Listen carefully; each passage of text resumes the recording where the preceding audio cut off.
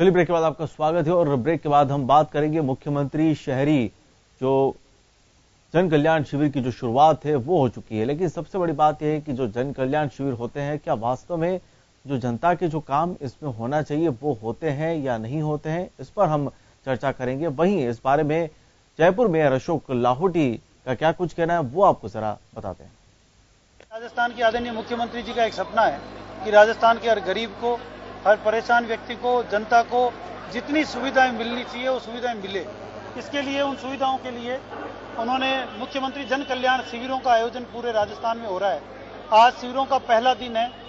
आज पहले दिन यहाँ पर जो शिविर लग रहे हैं उसमें यहाँ पर सारी अच्छी व्यवस्था की है। हमारे सारे जनप्रतिनिधिगण भी यहाँ मौजूद हैं और इसमें ये कंटिन्यू, आज यदि कोई समस्या का निस्तारण नहीं भी हो पाता है तो आज जो हम रिकॉर्ड ले रहे हैं उसके अनुसार हम रिपीट कैंप भी करेंगे। ये 2 महीने तक तो कैंप चलेंगे और उसके बाद 2 साल तक काम चलेगा। इन कैंपों के माध्यम से लिया हुआ आवेदन का तो मुख्यमंत्री शहरी जन कल्याण शिविर का जो आगाज है वो हो चुका है और आपको बताते कि 10 जुलाई तक सभी निकायों में शिविर लगेंगे।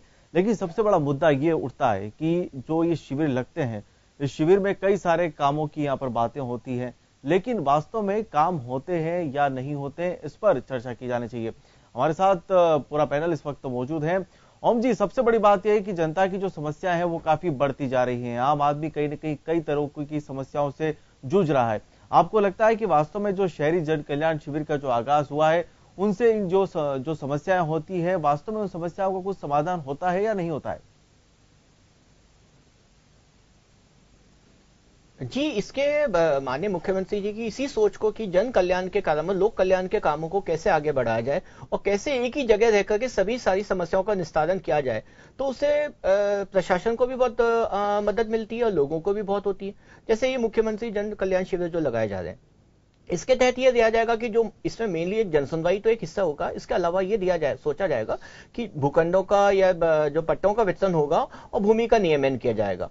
आप खुद सोचिए कि एक लोगों के सपनों का घर होता है, हर आदमी एक सपना लेके सोचता है कि मेरा खुद का अपना घर हो। अगर उस जगह उन्होंने बना लिया है तो हमारी कोशिश ये रहती है कि हम उसके भूखंड का नियमन करें। अगर उसमें कोई कमी पेशी रह गई है तो उसको पूरा करने की कोशिश की जाती है।